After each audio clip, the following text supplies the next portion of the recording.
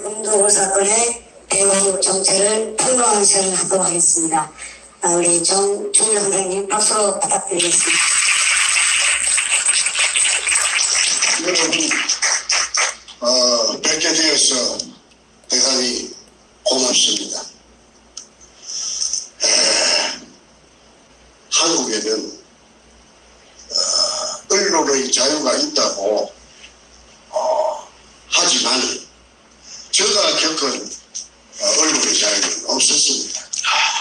왜냐하면 2002년 3월 1일 제가 산더미 같은 금을 찾아냈음에도 불구하고 언론이 제 역할을 해줬다면 이런 사건이 이때까지 길게 연장되고 또 제가 뉴저지까지 와서 여러분 앞에서 이런 연설을 할 필요도 없습니다. 아마 어디서 죽었는지 살았는지 잘 먹고 잘 살기는 아마 했을 겁니다. 그런데 하늘에서 저한테 그런 큰 재물을 주는 것이 아마 망설여진 것 같아요. 그래서 강도를 갖다가 저한테 보내가지고 저를 훈련을 시키는 겁니다. 제가 그동안에 엉망진창으로 살면서 술도 많이 먹고 그냥 내 마음대로 살아놓으니까 그 잔물을 좀 빼라.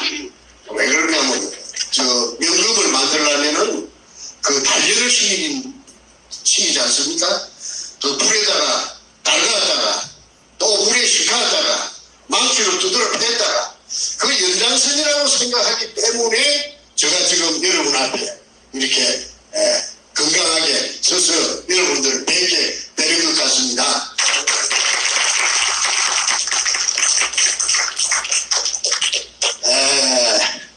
연장선상이라는 말을 제가 방금 드렸는데요.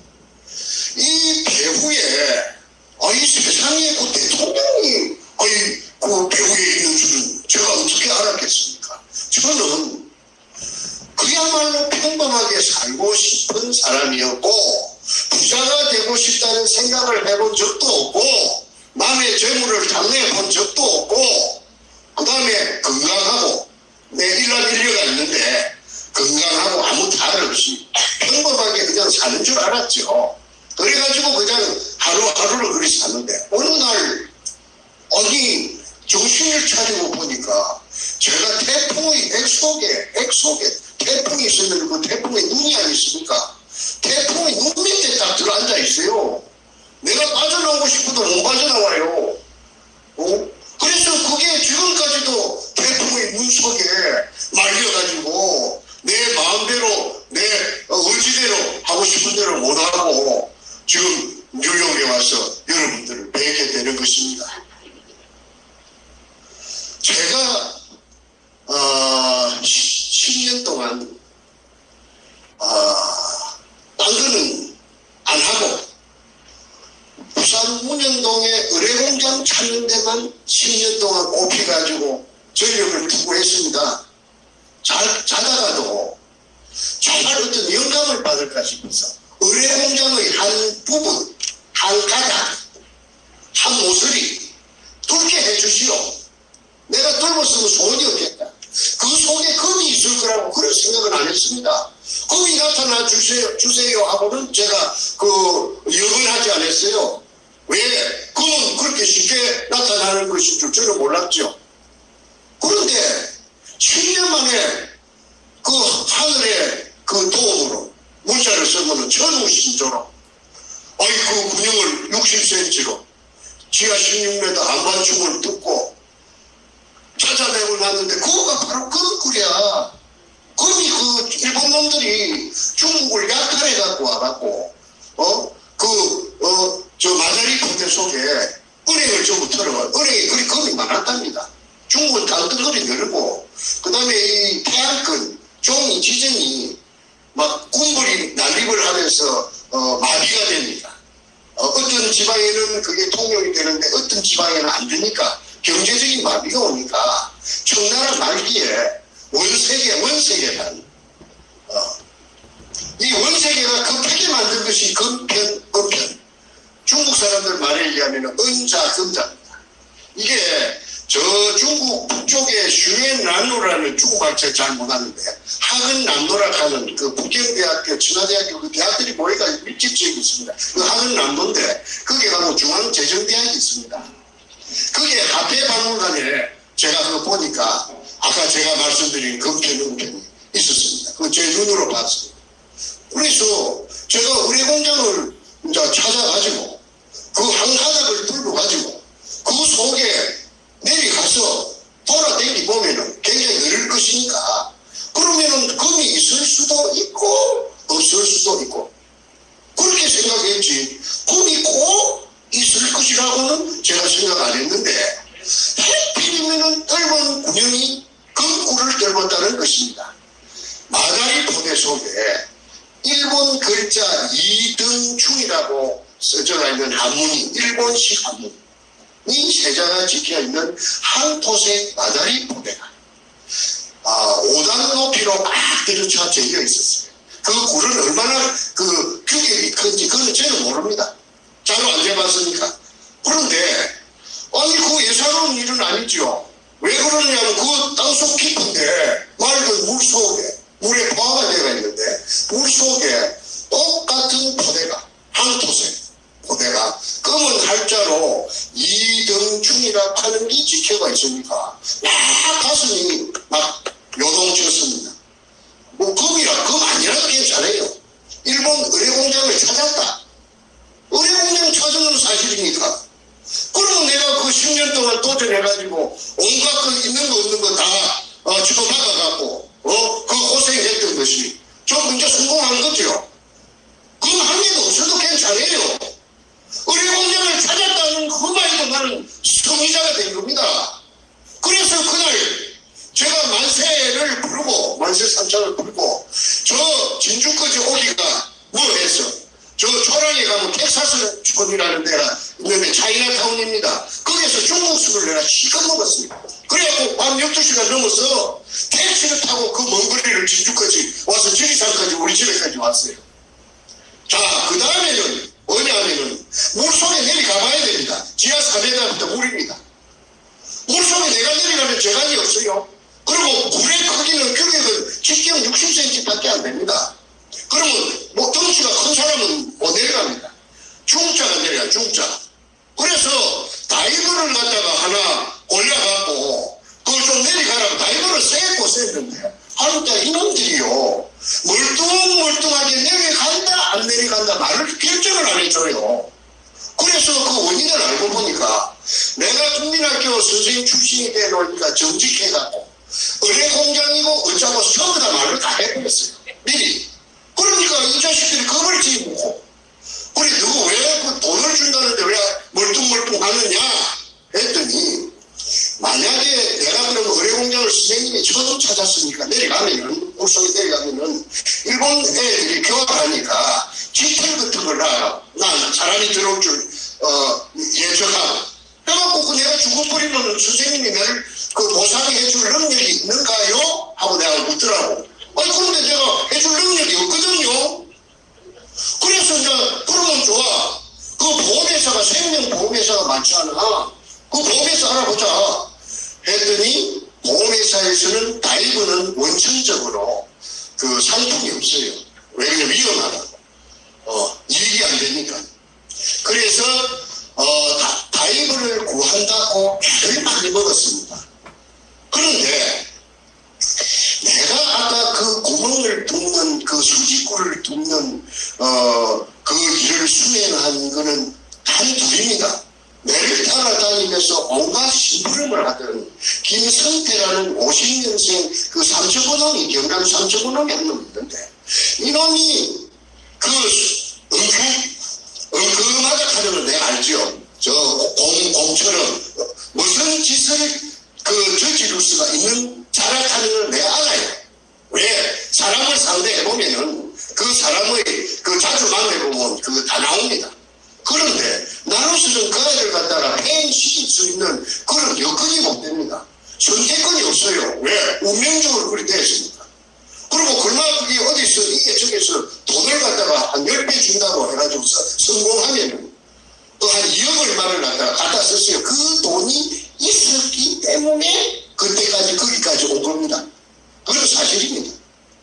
그러니까 그런데 그게 거기 나타나고 나서 이놈 주변에 바로 똥파리 떼듯이 막 달라붙었어요.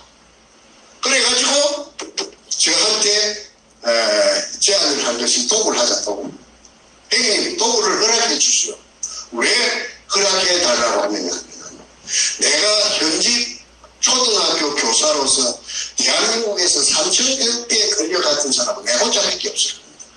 왜 내가 삼천교육대에 끌려갔는가? 현직 교사로서.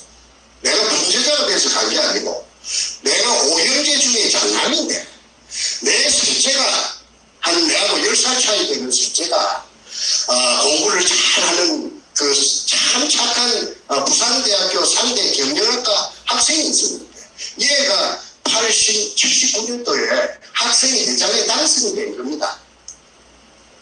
그러고 나서 국보회가 나타났죠. 전두환이 나타나고.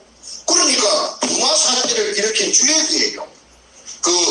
내 아까 동생, 셋째 동생, 걔가 부마 사태를 일으킨 게 부산 상대 세 놈인데 그 중에 주동자가 이놈이에요. 이름은 내가 공개하겠습니다. 정인재라고. 정인재라고 하는 아이가 58년생인데 나이 그 셋째 동생입니다. 난 장남이고. 그러니까 어느 날 국보위에서 숙정자 명단이 내려왔다 이게 숙정에 잘라낸다 이 말이지.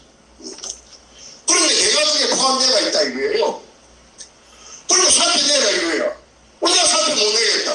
왜 내가 죄지은 것도 없는데 왜 내가 동생이 그렇다고 해서 내가 형이 그걸 내가 내 직장이 없어서 내가 굶어 죽는데 내가 사표 써야 되느냐 했더니 나는 버텼지요.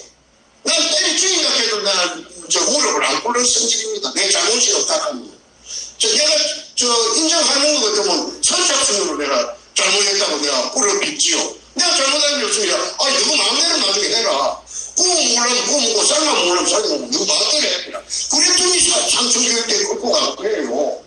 그런데 내가 삼천교육대에 끌려가서 내가 1년 동안 강원도 듣지도 보지도 못한 비구장지대 안에서 1년에서 이틀을 못 지내는 363일을 살면서 온갖 말할 수 없는 해병대 특수훈련보다 더 구을 받았지.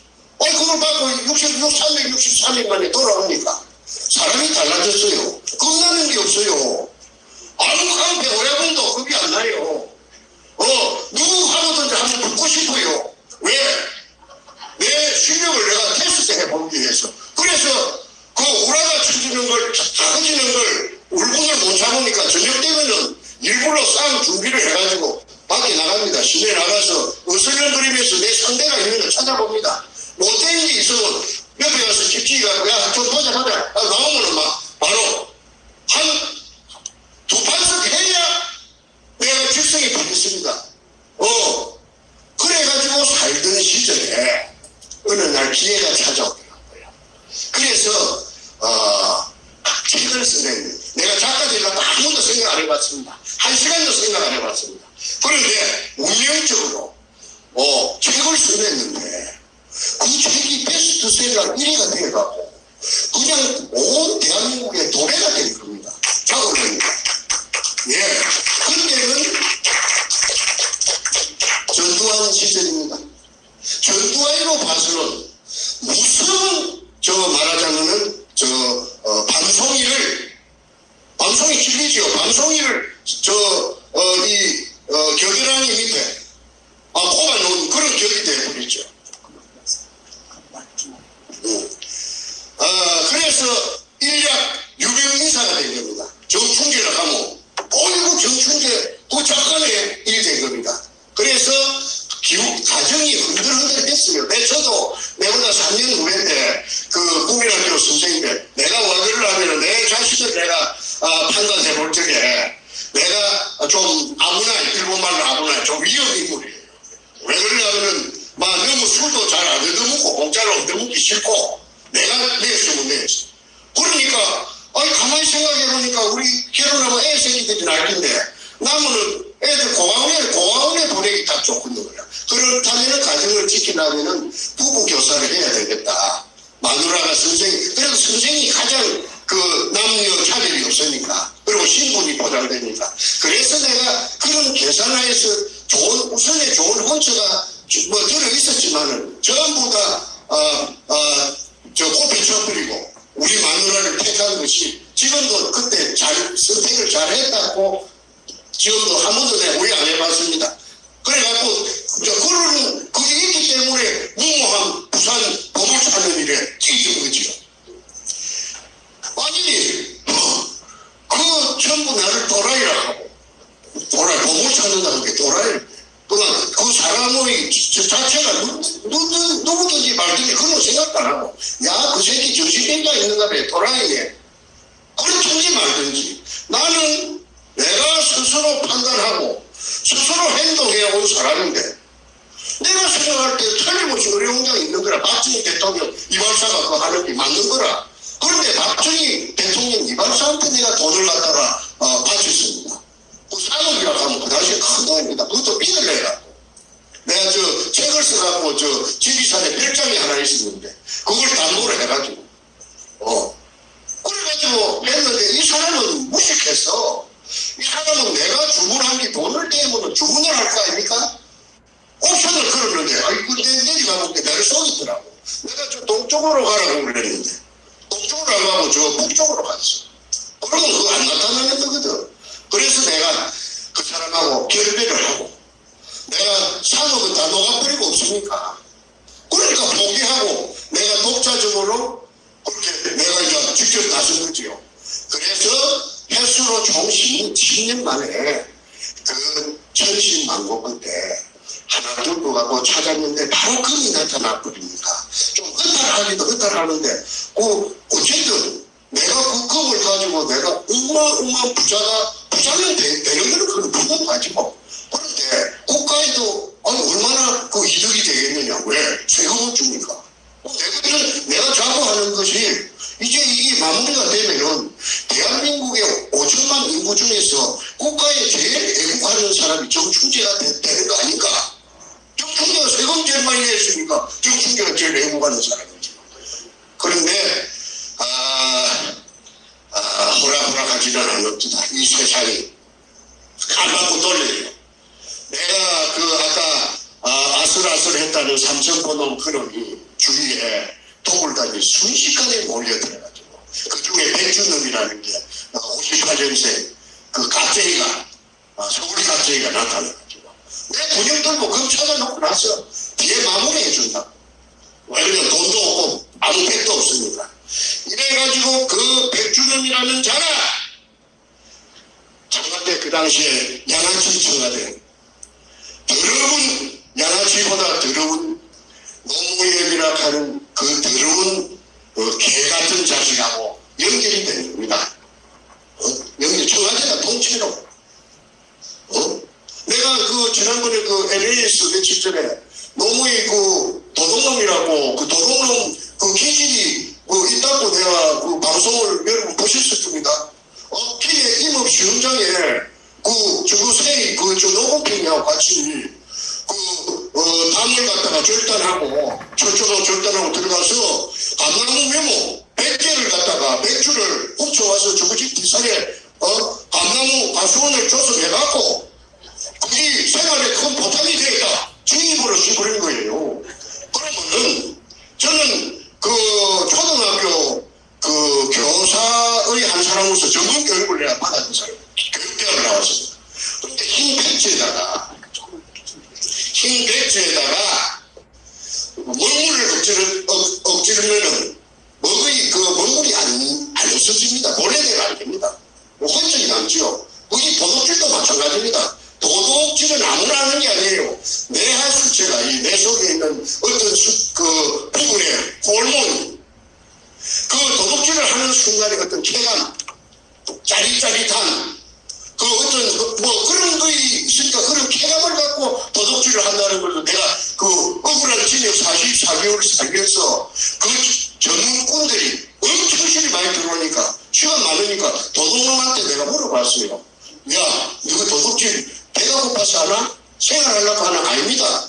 도둑질을 하는 순간에 그 짜릿한 그 게임으로 생각하더라. 게임으로. 그거 말도 못합니다.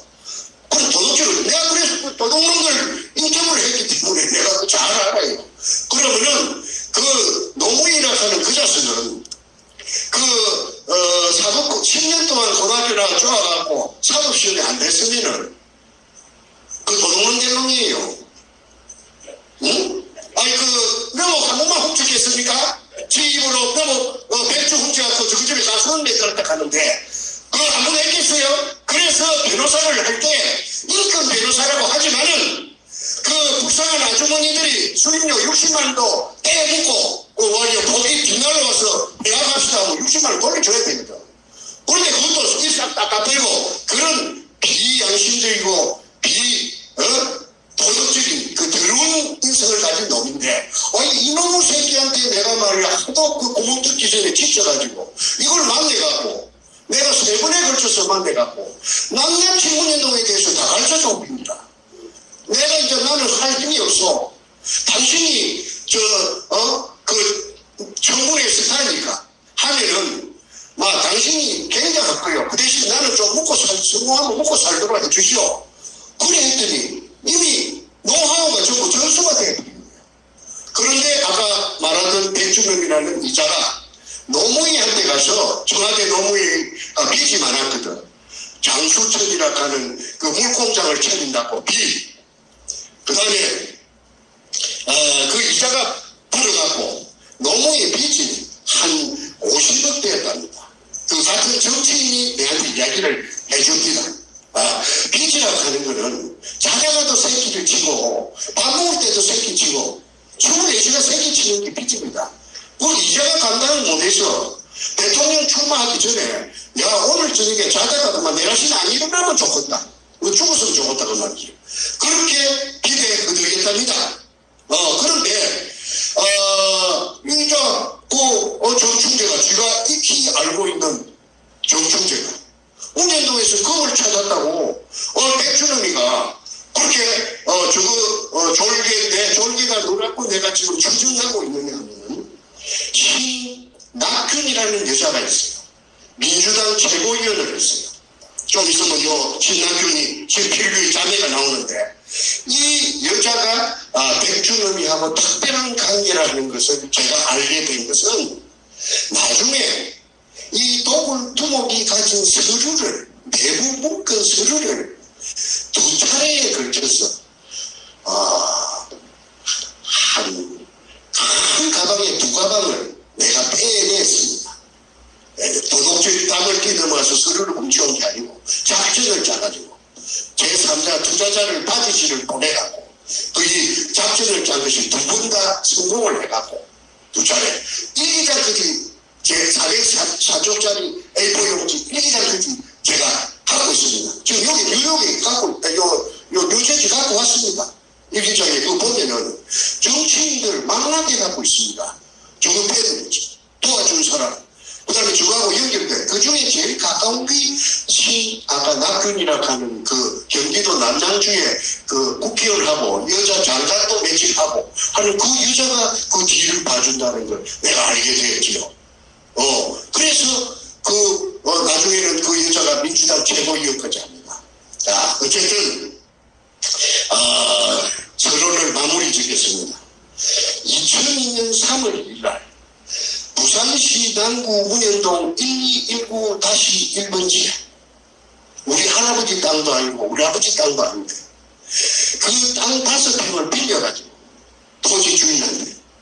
그래서, 운영할 돈이 없어서, 그것도, 예산으로, 보물이 나오면은, 50억 주겠다. 아니, 50억 주려고 하면은, 보물이 나오면은, 50억이나 100억이나 100억 주시오. 50번, 100번하는 말도 있지 않소. 그래서, 그러면 그 말 듣고 볼게, 해서이라고 소도 잘 먹는다 하는데, 우리 하자.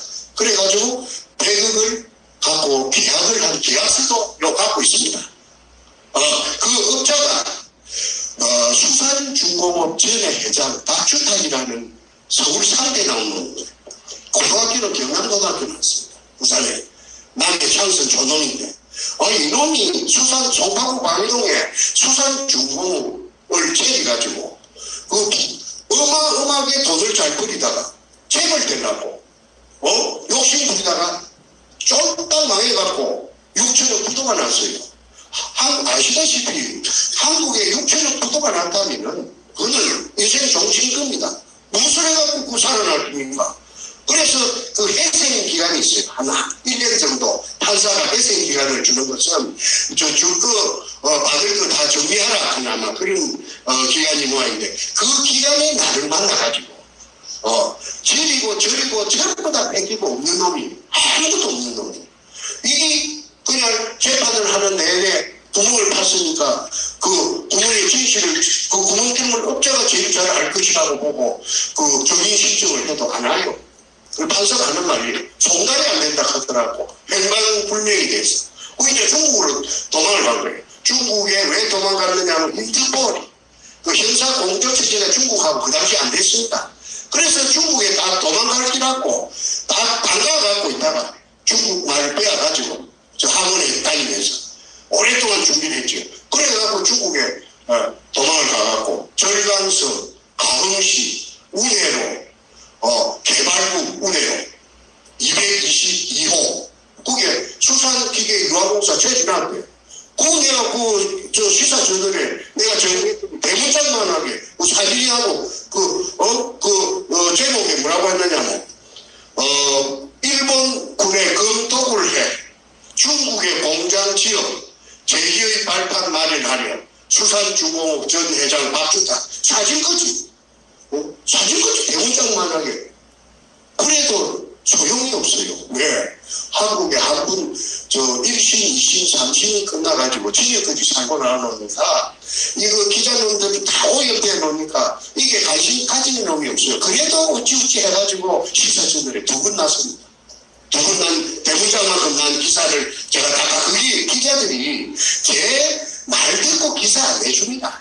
쌍방에 전부 다 이쪽 저쪽 다 찔러보고, 자기가 옳다고 생각하게 했는데 그런데 나중에 두 번 내준 그 기자도 나중에 그만 오염돼 버리더라고요.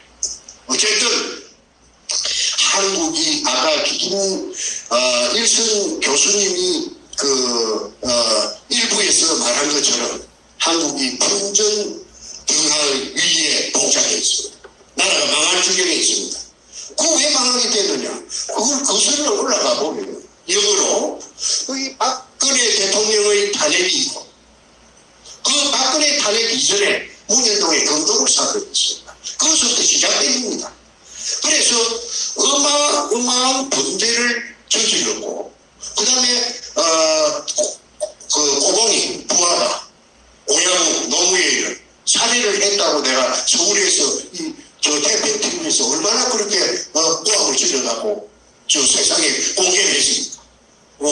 그러면은 그애는 그 문재인이라는 그 인간은 산발 따라지는 그거는 살인범입니다. 살인범.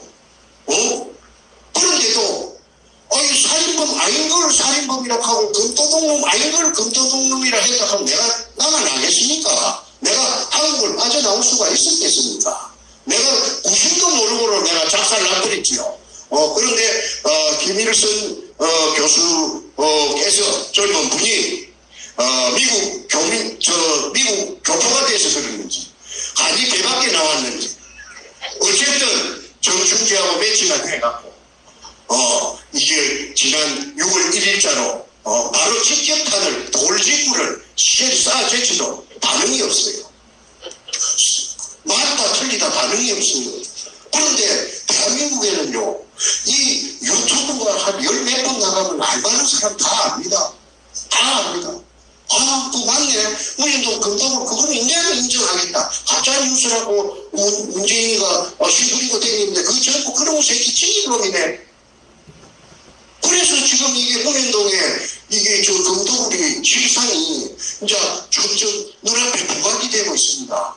그런데 저놈이 얼마나 능청스러운 놈인지 뭐라 하느냐 하면은 한 가지만 내가 소개할게요.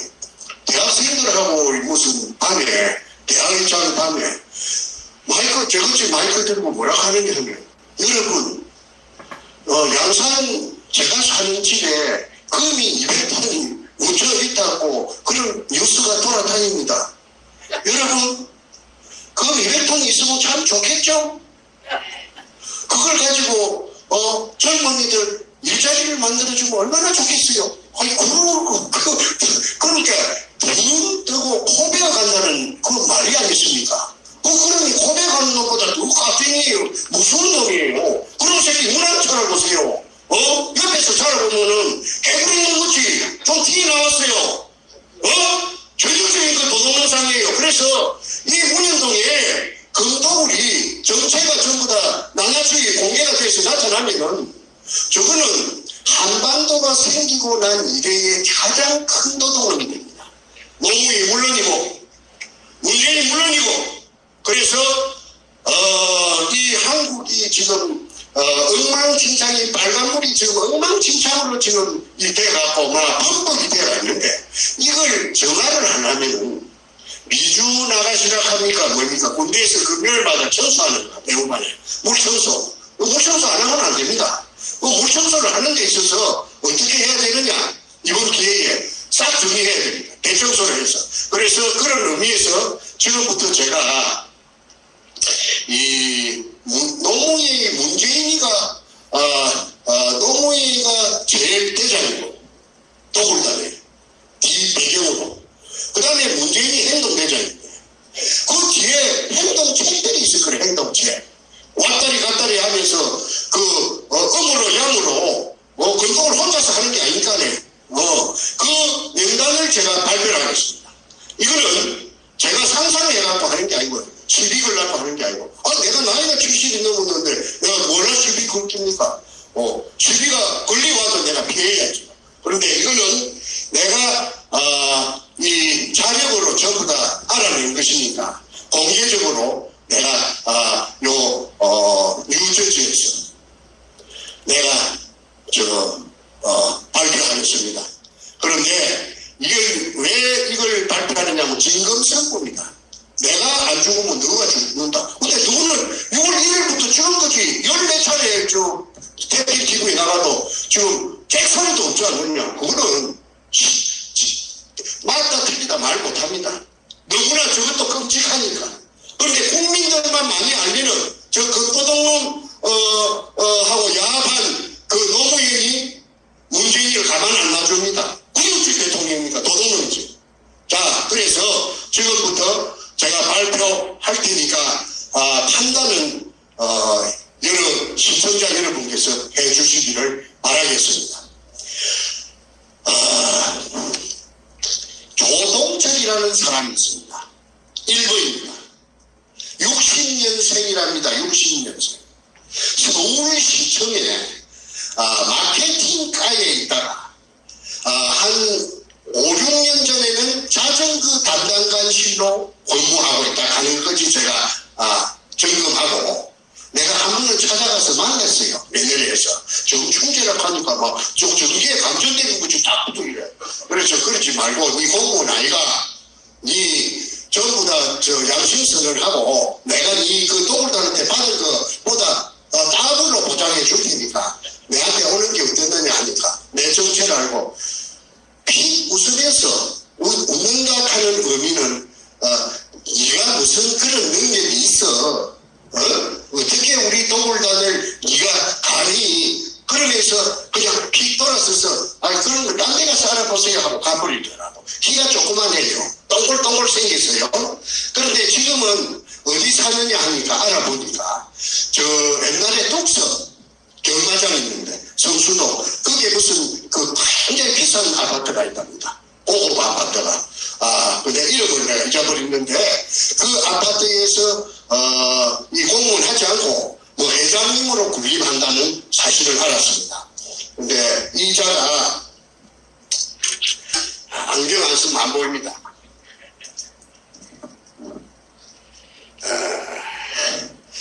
육급 공무원이 2002년 5월 당시에 두목 백준업에게 3억을 투자하고 1%를 배당받은 서류가 제한되어 있습니다. 이 지장도 찍어놓고 그 다음에 주민등록 번호도 있고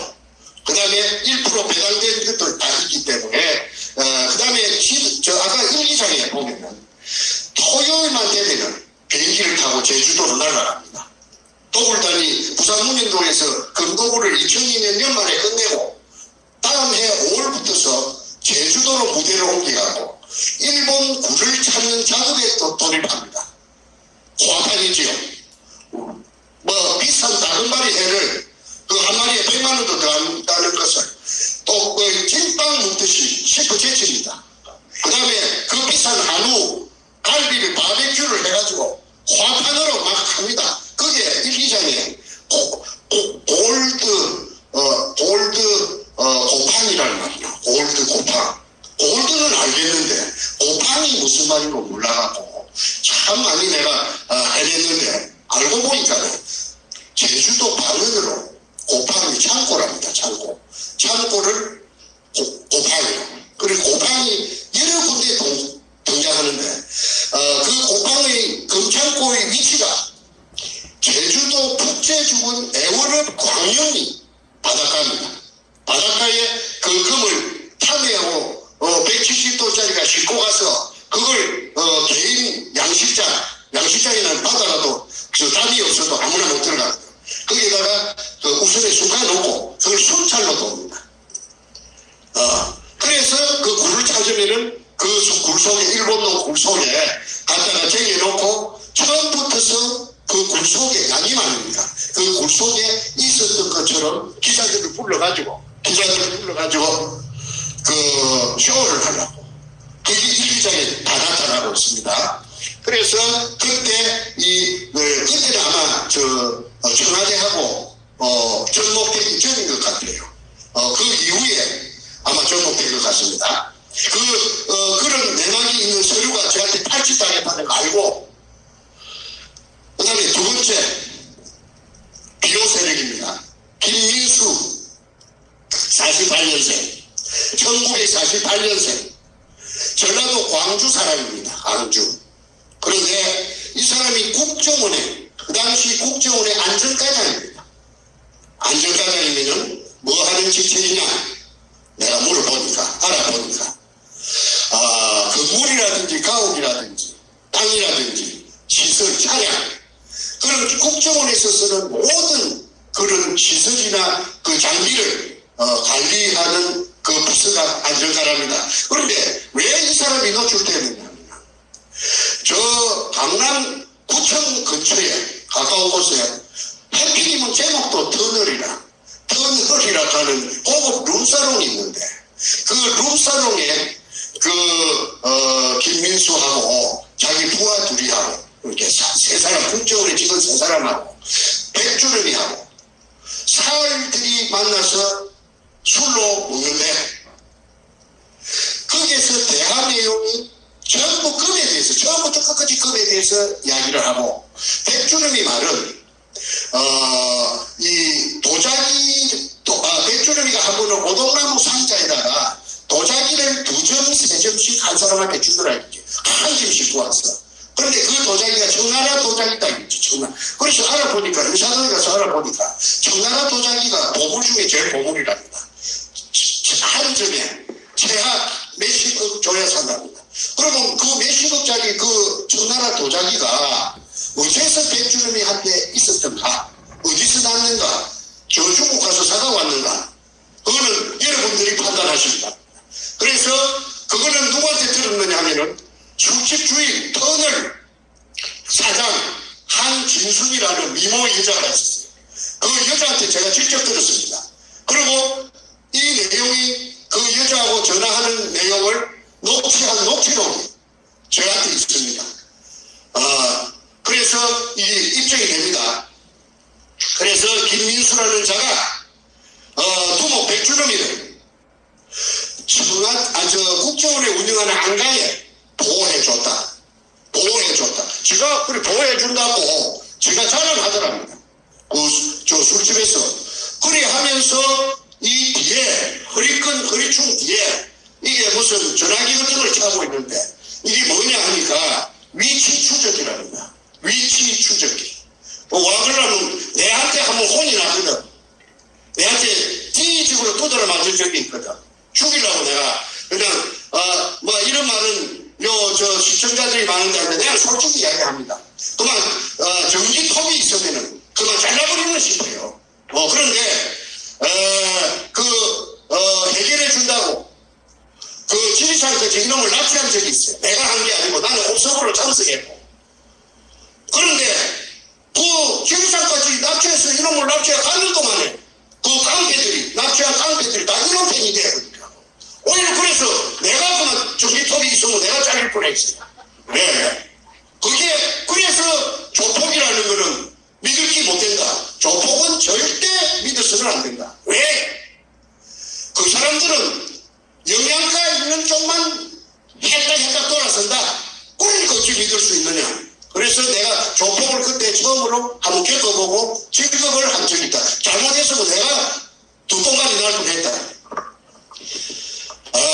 김민수 48년생 국정원 안전과장 광주시 서구 치평동 출신입니다. 그 다음에 세 번째 김기영이 누냐 하면 저 또골단들이 그 땅을 사고 했어요. 사고 땅 주인 두 놈도 더블단으로 흡수했거든요. 그래 기분을 주고. 그 내가 보니까 나는 다쳤던 개꼴이 돼가지고 또 언제 죽을 줄도 모르고 저놈들한테. 그래 내가 이제 정보를 수집해 보니까 고사를 지냈다고요. 고사. 어느 날 밤에. 그런데 거기는 여러분 한번 생각해 보십시오. 그 일제 때 죄 없이 끌려와 애놈들한테 생매장 당한 뒤에 나타나는데 그 우리 조선인 징용자 불쌍한 조선인 징용자 1000여 명의 유물이 그 속에 가득 차가 있습니다. 그러면 구신바닥입니다. 그런데 거기는 해가 지면 인적이 없는 데입니다. 그런데 거기에서 저녁에 저거말로 고사 그 다음에 통속적으로 세간에서는 굿이라고 큰 굿을 했어요. 무당이 한 10명이요. 근데 무당 중에 제일 오야봉이 누냐 하면은 김홍라이라는 그 땅을 산 여자입니다. 그 땅을 산 여자가 자기네들 개거리 무당을 10명을 듣고 와서 팔짝 뛰고 난리 돼지대갈비 수박을 잘라놓고 구판을 벌이는데 그 사진이 내 손에 입수가 됐어요. 그 아까 서류를 2번에 걸쳐서 내가 탈취했다고 했죠. 그 속에 별별 사진이 들었어요. 그런데 그 속에 사진이 고사진에는 사진이 들었어요. 그런데 여자가 아주 고급 옷을 입고 딱 양반을 내고 그 앞에 앉아 있습니다. 그래서 그 여자가 누군가 알아봤더니 그 여자가 아까 말하는 신낙균의가 친자매 필균이라 경기도 남양주 독일에서 박사랍니다. 그리고 48년생이고 그 다음에 전룩발이고 그 사진이 다 지금 우리 김 교수가 찾아가고 다 올렸습니다. 그런데 이 신필규가 신낙균이 자매가 아까 신낙균이 언니는 말했고 이 굉장히 깊게 개입되어 있어요. 이게 김대중 시절에 청와대 여성 담당 비서관이거든. 이 전룩발이 이게 그런데 그 여자가 그 여자를 칸보이해갖고 내려온 자가 그 여자 혼자서 그 무서운데 못 내리니까 칸보이해갖고 내려온 자가 신사복을 입고 왔는데 제가 접어서 할 수 없습니다. 또 좀 벗읍시다. 예.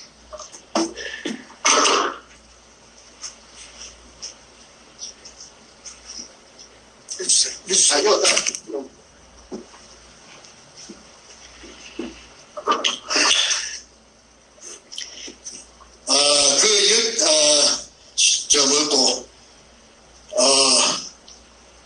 한보이하고 내려온 자가 놈자자니까 놈이라 하겠습니다. 놈이, 뭐냐면은, 김기영이, 서울경찰청 차장이라고 해요. 차장이면은, 큰 말똥 2개라, 3개가 청장이고, 서울경찰청 2개가 차장이야.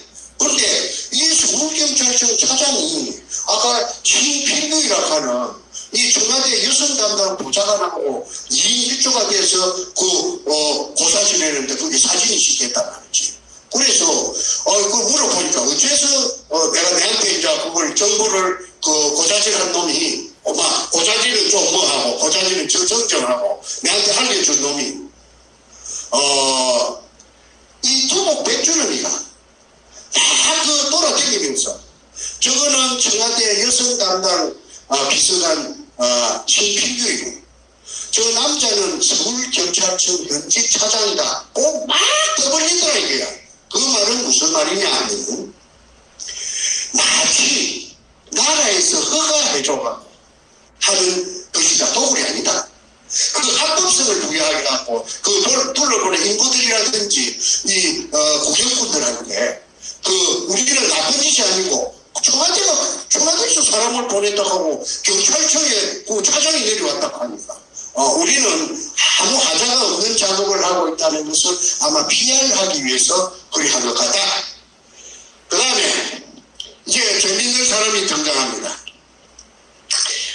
이상읍이라는 자가 등장을 해요. 이상읍이. 우리 이상읍이 내 누구고 몰라갖고 한참 헤맸는데 누가 알아봐 주느냐 하면은 문재인의 절친.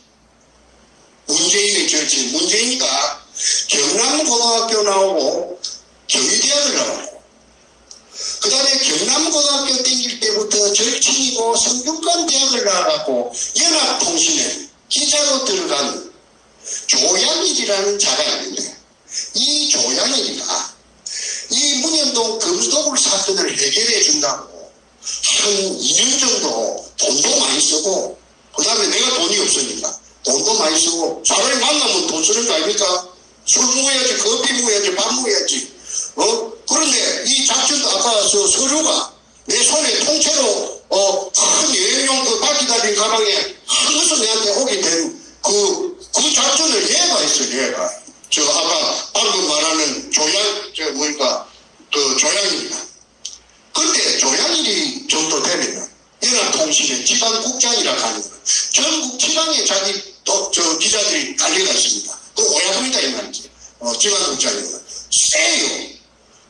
그러니까 무슨 정보 같은 걸 하나 알락하면은 보통 사람들이 알아내는 게 불가능한 거는 야하면 전화만 들으면 다 알아내요. 이 아까 조양일이라는 자가 문재인이 절친이에요. 그런데 내가 그 100분의 힘을 이 조양일한테 주기로 공정을 해주고 그 속에는 문재인이 목도 5%가 있었어요. 문재인이 목도 있다가 그때는 내가 청와대가 그렇게 깊이 개입된 줄 모르고 그런데 그래서 한 2년 정도 이 조양일이가 동분서주하고 서 있었습니다. 조양일이의 그 별명은 뭐냐 하면은 연탄입니다. 연탄. 왜? 본래 태생이 껌닦고 피부가 껌닦고 기자들 사이에서 부리는 게 연탄으로 불렀고 저거 친가는 경남 하동이고 저거 애가는 경남남이라고 합니다. 그 다음에 연합통신에서 그 두산 나온 국어사전 통째로 내가 글쓰는 작가니까 내가 사전이 어쩌고 저쩌고 하니까 통째로 저거 해석을 나한테 갖다 준 적도 있어요. 그리고 조양일이하고 문재인이하고 동기인데 그 옆에 저거 동기들 이름도 내가 한 4개 알아갖고 수첩에다가 해놨어요. 왜 그러려면 입증하려면 청문회가 열리면은 내가 입증해야 되지. 그래 시끄러운 말 한 적이 없다고 하더라 닭발 오리발 해도 내가 딴 이야기를 해가지고 입증을 해줘야 되기 때문에. 그런데 나중에 조양일 이야기는 나중에 또 나옵니다. 그래서 이상읍이라는 자를 조양일이가 대체 알아냈어요. 누구냐 하니까 국정원의 2차장이라. 국정원의 2차장이면 국내 담당이라.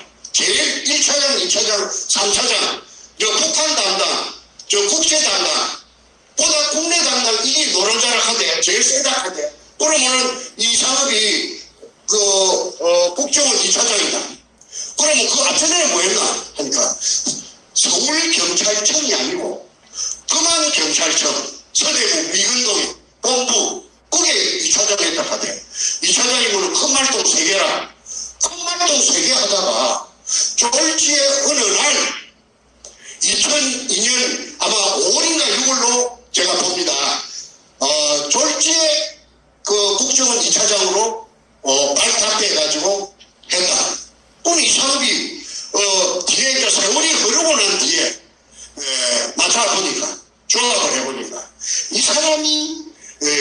배후를 지두지한 사람으로 저는 보고 있습니다. 그런데 이 사람이 누구냐?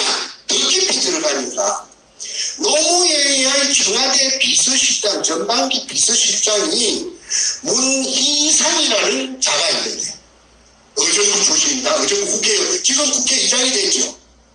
얼마 전에 며칠 안 됐습니다. 국회의장. 이 국회의장하고 천안남매가 이렇게 이상업이 새끼하고, 문희상이 개들하고, 국회들하고, 그래가지고, 저 문희상의 여동생이 이상업이 같이 잘 말입니다. 이상업이는 48년생이고, 문희상인가 이 새끼는 그보다 한두 살 위에. 그런데, 이거는 뭐 할 말이 아닌데, 내가 더 이해가 편리하도록 한 말씀 할게요.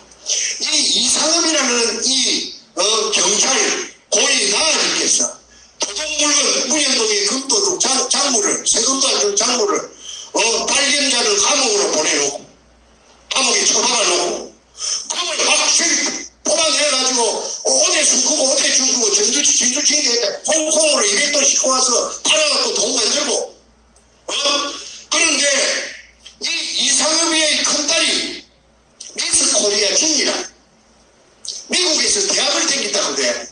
인물이 절세 아인이라고 그래. 이 아니. 이 아니 애비, 도둑나는 애비가 이상업이라. 그러면 말 다 했지 뭐.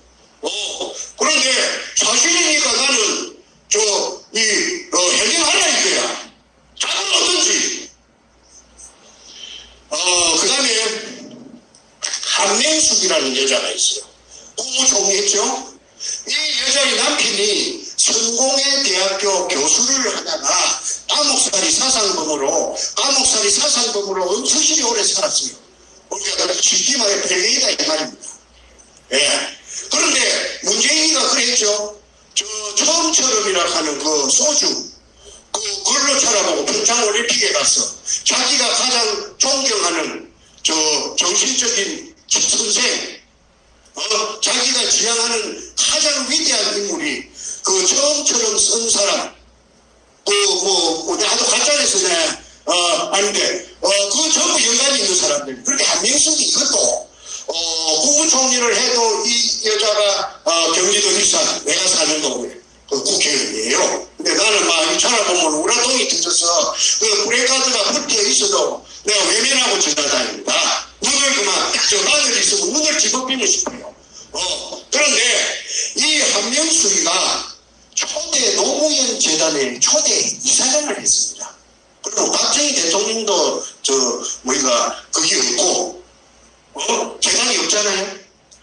아무도 재단이 없어요. 그런데 노무현이만 재단이 있어요. 노무현 양아치라 하는 거 다 알아요. 그런데 재단이 돈 멀대것 갖고 되는 게 아니랍니다. 이자를 가지고 굴러가기 때문에, 영원히 굴러가기 때문에.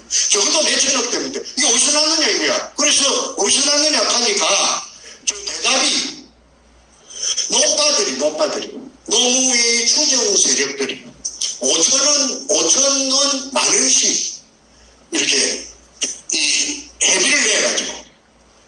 그러면은, 저거말로 만원씩, 100만 명이 냈다 칩시다. 100만 명이 만원씩 냈다 칩시다. 100억밖에 안 됩니다. 100억밖에 1000만 명이 내면은 1000억입니다. 1000억 갖고는 재단이 안 된답니다. 한 3천억, 4천억 돼야 된답니다. 그런데 저를 그리 거짓말을 하고 있는데 거기에 대해서 의문을 제시하는 사람은 한 사람도 없었습니다. 그러면 바보 되지요. 그리고 내가 문현동에 금독을 시부로 돌아다니고 내가 또라이 불안해도 정신병자 만들어놨는데 진짜 정신병자 되고 그 다음에 어떤 놈이 어떻게 부수로 나타나서 칼질할지 내가 어떻게 합니까? 그래서 입도 뻥긋 못합니다. 그런 버거리 생활을 내가 계속 할 수밖에 없지요. 그리고 우리 집에서는요, 문현동에 금독을 이 말만 끄다가 우리 가족들이 전부 다 장가족입니다. 잘 지켜줍니다. 그리고 우리 마누라가 어쩌다가 내한테 말하면 뭐라 하느냐면, 아이고 봐라 포기해보라. 와 사람을 갖다가 죽고로 만드는 니가 죽지 와 내 끝이 죽고로 만드네. 다 포기해라. 이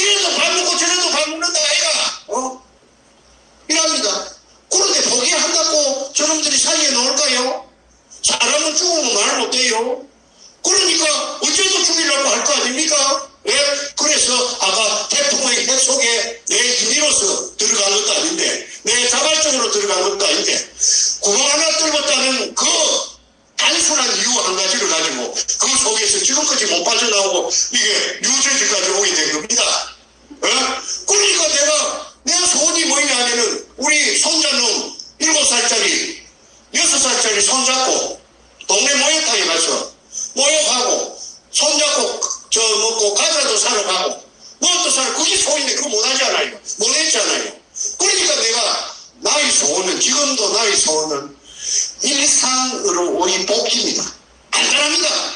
평범한 사람들 속에 묻혀서 그냥 보편타당하게 아무 옷이나 입고 막걸리집에도 가고 식당에 가서 돼지국밥도 사 먹고 내 만나고 싶은 친구도 만나고 마트에 쏘다니는 중인데 저 도둑놈들이 도둑질 주가 다 해먹고 그러면 저거 다 챙겨놓고 내 생명까지 죽은 식물인간으로 만들어놨다는 것입니다. 식물인간으로. 그러니까 우리 가족들은요 아까 자지러지는 거예요. 그냥 살살해져버려요. 즐겁게 가족 회식을 식사를 하다가도 문현동 말이 나오면은 전부 다 좀 냉동인간처럼 굳어버려요. 동작 그만해가 굳어버려요. 그리고 우리 아이는 무시마가 45인데 그냥 그때부터 얼굴 색깔이 이상해져요. 야, 이거 16년 동안 이걸 겪고 내가 사는 거는 죽은 거나 사는 거나 식물인간이라고, 그래서 식물인간이라고 합니까? 경제활동을 할 수 있습니까? 그래서 내가 지금까지 그래도 지금 견디고 살 수 있는 거는 우리 집 애들이 돈을 잘 버립니다. 그렇게 잘 버리는 걸 모르겠는데 내한테 아버지 너무 그 얻어먹지 마있어요. 얻어먹으면 아버지 기상이 센데 기질이 센데 약을 주십니다. 아버지가 돼 있어 하고 내한테 직접 돈을 주고는 내가 위축될 잡아서 내 통장에 돈을 꼽아줘요. 그러면 겨우 내가 삽니다. 내가 돈 많이 쓸 일도 없고 그래서 지금까지 살았습니다. 우리 마누라는 내한테 돈 막 이런 짜리 한 장 안 줍니다. 와 주라 쓸까 싶어 불불 떨지요. 하도 앞전에 많이 뜯기 놓으니까는. 자, 그 다음 진행하겠습니다. 이 상업이라는 이 장, 아까 금도굴에 대해서 핵심 브레인이다. 노무현과 이해찬, 예찬, 그 다음에 한명수, 이 사람들은 찹쌀모찌 궁합으로 항상 아삼육이 돼갖고 일사천리로 굴러왔다. 그래서 문현동 금도굴 사건이 들통이 나면은 이것들은 공동 운명체다. 국민의 이름으로 국고에 한수할 것은 한수하고 정리를 해야 된다. 그 다음에 문희재라는 자가 있습니다. 7번째 문희재. 이게 누구냐면 문희상이 아까 비서실장, 지금 국회의장, 도둑놈 국회의장, 의정부 출신, 요놈의 친동생입니다. 이것도 48년생이에요. 이 48년생인데 이걸 어디서 내가 알았느냐 하면 문희재라 하면 이거 재산제자입니다. 내가 그 날로 죽이라 하니까 한국에서 어떤 국회의원을 두 분하고 그 다음에 전국의知名도를 가지고 있는 굉장한 사람이 우리 후배가 있는데 고향에 야가 이명박 시절에 한자리 했어요. 그래서 형님 내가 이명박이하고 같은 고려대학교 고소형인데 내가 어찌든 해결할게요. 내가 해결합니다. 나를 믿으시오 하더니 이 전화를 아마 대통령이 직접 이명박이 갖고 있는 게 아니고 전화거리가 있는 모양이야. 그런데 자기의 정체를 만들어 하는 용건을 이야기했더니 알고 나서 전화가 차단이 돼서 전화가 안 된다고 그래요. 그러고 나서 어느 날 생략하고 시간이 많이 가니까 뭐라 하느냐 하면 내보고 형님 생명이 하나밖에 없는데 형님 조심하이소. 밤에 되면 될 수 있는 대로 나오지 마이소. 그 말은 니 죽는다 그 말 아니라 니 죽인다 이 말 아니라 그 길로 그 말을 듣자마자 내가 태극기 우리 집으로 와갖고 가족한테 중국 도망간다는 말도 안 하고 옷까지 몇 개 가방 속에 이어갖고 인천으로 가가지고 인천서 110불 주고 중국 가는 대전 가는 배를 타고 내가 도망을 갔던 적이 있습니다. 중국에서 죽으라 그런 법은 없더라고요. 말 한마디도 중국말 한마디도 할 줄 모르는데 중국에도 은인들이 나타납니다. 조선족들이 나타나서 나를 갖다가 그 이후로 16개월 동안 나를 갖다가 이렇게 스포트를 해줘가지고 내가 털끝 하나 상하지 않고 박근혜 대통령이 완성되었기 때문에 내가 귀국을 했습니다. 불법 체류자로 방랑을 했죠. 거기에서 아까 안 것이 아까 문희재라 하는 이자가 대련에서 48년생이 그 당시에 한 25년 전에 대련에 왔다 하더라고. 弁본이 없다 하더라고. 뭐 그리 부자도 아니고 두각도 없고 한데 2002년 가을부터서 2003년 접어들 무렵에 붙었어. 한인 상해가 뭐냐면 상공회의소 그걸 말하는 말인데 그게 큰 감투를 쓰고 활동을 하는데 개발구에 큰 부도난 건물이 하나 나왔는데 이마트 같은 걸 하다가 어마어마하게 덩치였건데 그걸 불안을 받아갖고 낙찰 법원 경매에 나온 걸 낙찰을 받아갖고 그걸 리모델링 해갖고 한국 상품 파는 백화점으로 그래서 그 한국 우리 대한민국 상인회에 그 건물로 나타난 등장했는데 이게 추미애가 또는 김한길이가 그 당시에 또는 기라성 같은 더불어 쪽에 금도굴당과 더불어 쪽에 그 도둑놈들이 그 국회들이 이래 드나다닌다 하는 거는 내 비서가 중국 변호사다. 조선족 이철이라고 아주 영리하고 용감한 그 똑똑한 젊은이가 그 나를 보호해줘서 내가 오늘 미국까지 왔지만은 얘가 그 문희상이 동생 문희재 48년생 이게 2003년 여름부터서 가을부터서 돈이 왔다 가더라고. 그 돈이 온 날짜는 외환이 꼽히는 날짜는 상공국에 가면 다 외자가 들어오는 다 지키가 있습니까? 변호사니까 그걸 떼볼 수가 있잖아요. 그래서 내가 하는 거는 글 쓰는 것밖에 없으니까. 그래서 그 내용을 글로 써가지고 내가 인터넷 할 줄 모릅니다.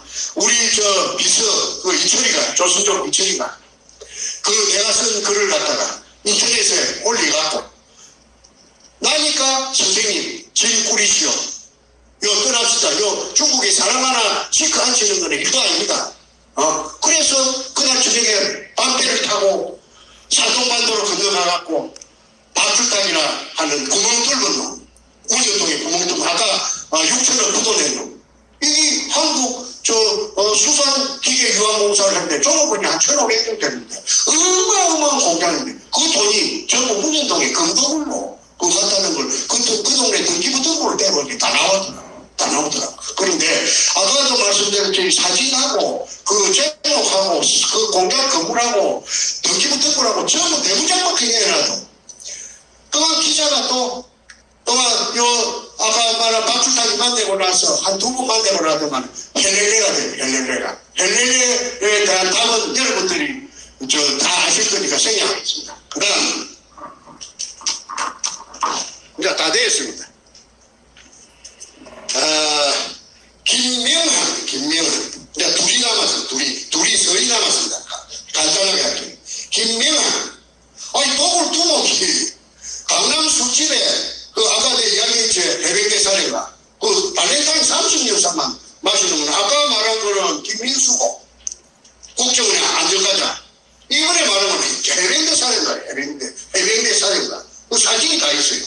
그런데 해병대 사례가하고 그 독을 두목하고 뭐 당시 그것을 발렌타인 30년사를 마셨는가 한 번도 아니고 이틀마다 알아보니까 이 부산서 이 독을 된 금을 170톤 탐해호에 싣고 제주도 아까 애월을 북제주고 강릉리 그 해안가에 순칼락하는데 그 해안 방어를 지키는 그 군대가 있는데 그 군인들이 초병들이 해병대에 가나니까 해병대가 거기서 당신들 뭐하려고 보고서 대학교 저 금을 싣고 와서 순칼락을 그래 합니다 하고 수갖고 그 기자가 달라붙을 수가 있습니다. 해병대 사령관의 그 어떤 의무가 절대적으로 하니까 해병대 사령을 놓고 그랬더라. 그런데 김명환이라 하는 이 자를 별 3개 해병대에서는 제일 높은 게 별 4개가 없다 하대. 그래서 이 3개를 집중적으로 터널이라 하는 거기서 공략했기 때문에 그 녹취록 아까 말한 녹취록에 다 돼갑니다. 그래서 해병대 사령관도 이 금도굴에 깊숙이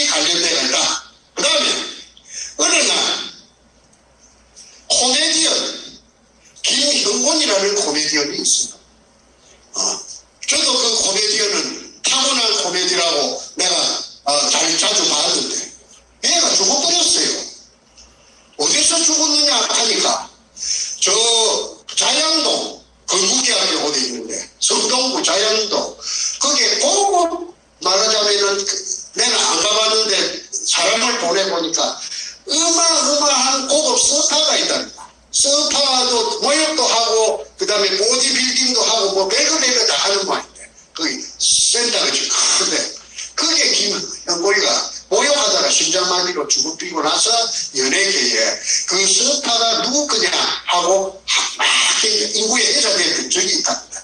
그 주인이 누구냐면 MBC 싱글벙글 쇼를 하는 12시 되면 하는 그 쇼에 강석 뭐 김해 뭐 이렇게 하는 거하고 여자하고 둘이 하는데 그 강석이가 48년생인데 해병대다. 이것도 해병대다. 저도 해병대 꽃이 피습니다.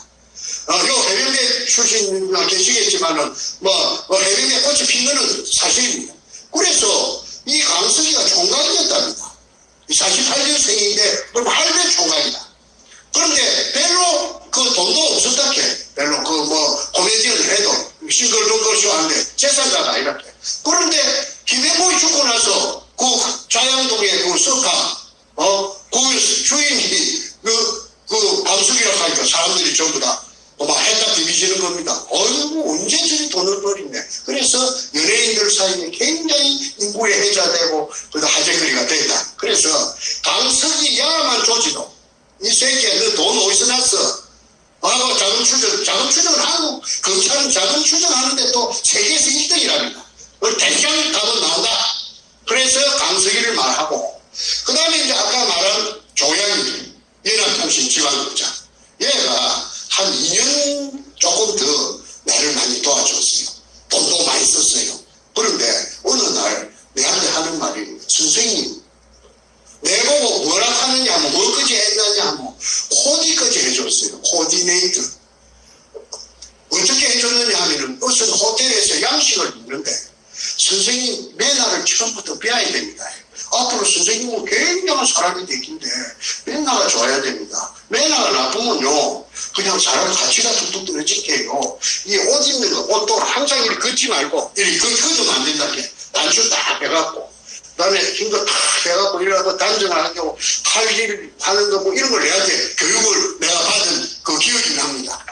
그렇게 세팅을 해한테 내가 나는 머리가 막 우락부락하이 막 둥글둥글하이 막 우둘투둘하게 사는 사람인데 그걸 내가 처음부터 고쳐야 된다. 그래서 세팅을 잘 섬세하게 했는데 야가 어느 날 2년 단정도 지냈을 때 내한테 하는 말이 선생님 하나 양해해 줄 게 있습니다. 무엇이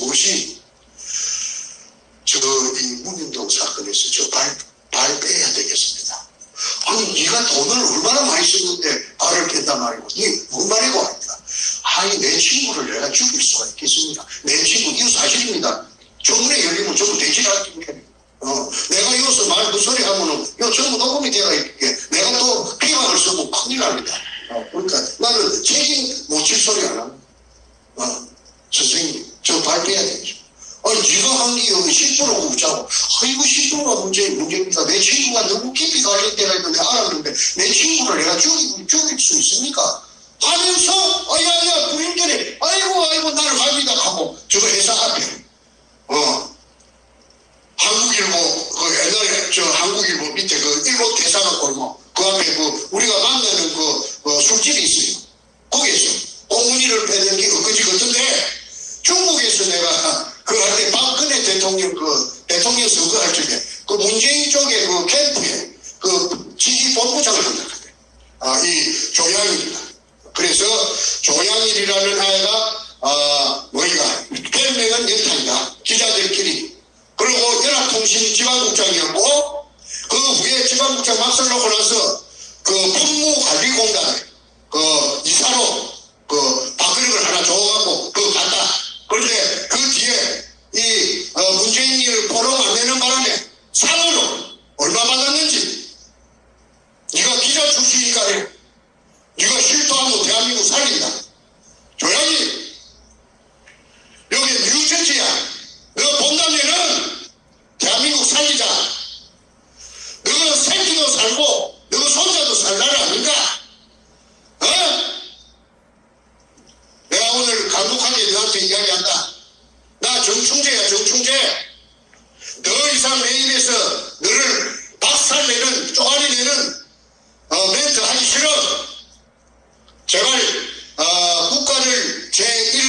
잡고 문재인이 잡는 거 내가 같이 도모하자.